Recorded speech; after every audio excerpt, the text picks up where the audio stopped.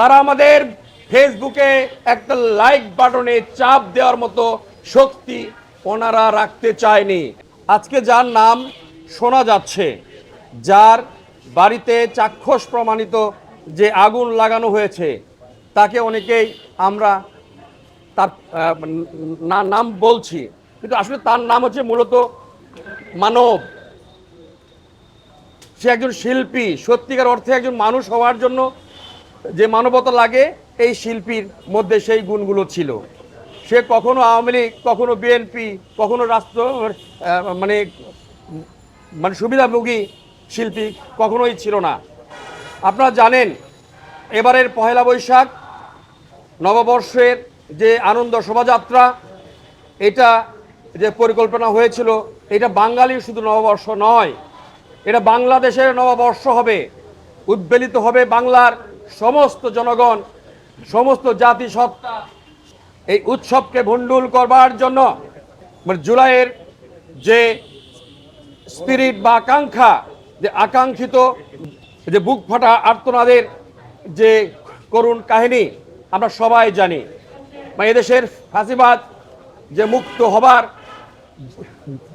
দিন থেকে প্রতিটা মানুষ যে আকাঙ্ক্ষা, প্রতিটা মানুষের যে আকাঙ্ক্ষা তৈরি হয়েছে, বাংলাদেশ হবে সাম্যের, বাংলাদেশ হবে ন্যায় বিচারের, বাংলাদেশ হবে ন্যায্যতার, বাংলাদেশ হবে সবার।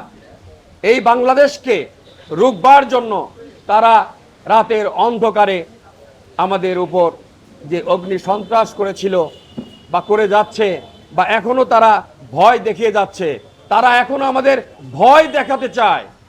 তারা আমাদের ফেসবুকে একটা লাইক বাটনে চাপ দেওয়ার মতো শক্তি ওনারা রাখতে চায়নি, এটাও ওনারা ভয় পেয়েছিল।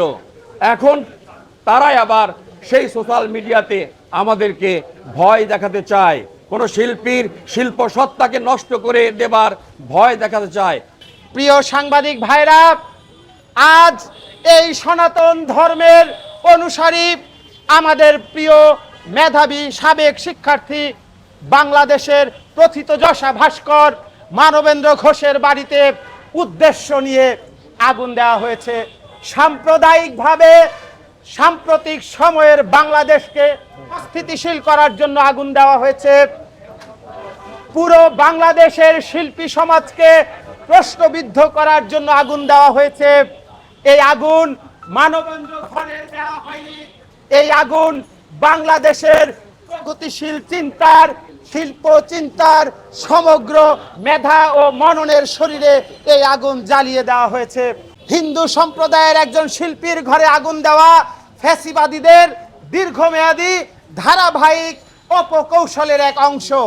তারা উদ্দেশ্য নিয়ে রাষ্ট্রটাকে চিহ্নিত করতে চায় যে এই রাষ্ট্রে অন্তর্বর্তীকালীন সরকারের সময়ে সংখ্যালঘুদের উপর হামলা হয়, অথচ আজ দিনের আলোর মতো সত্য, চাঁদের আলোতেও যদি আমরা এই ঘটনা দেখতে পাই, এই সত্য উপলব্ধি করবার, এই সত্যকে অস্বীকার করবার কোনো সুযোগ আর কারো কাছেই নাই।